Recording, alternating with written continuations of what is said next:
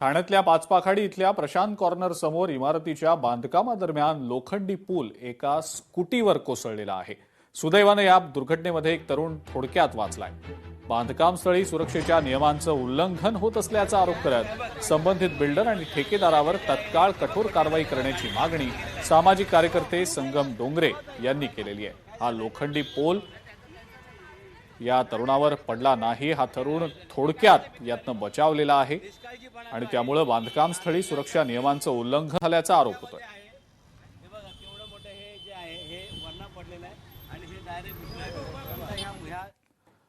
साताऱ्यातल्या Sahyadri tiger reserve कार्यक्षेत्रातील अवैध वृक्षतोडीची सखोल चौकशी करावी अशी एकंदरीतच मागणी आता सामाजिक कार्यकर्ते यांनी केलेली आहे। लोकशाही मराठीच्या बातमीनंतर सामाजिक कार्यकर्ते आता एकवटलेत।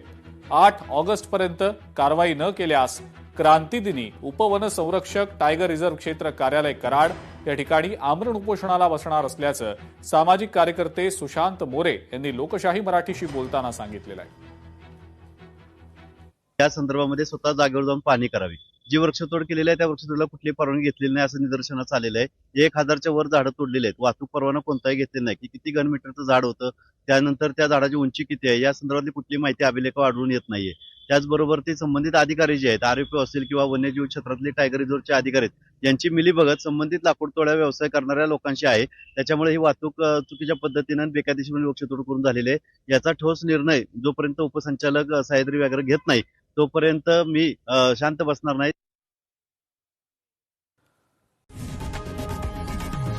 लोकशाही मराठी ऐका, पहा, जागरूक रहा।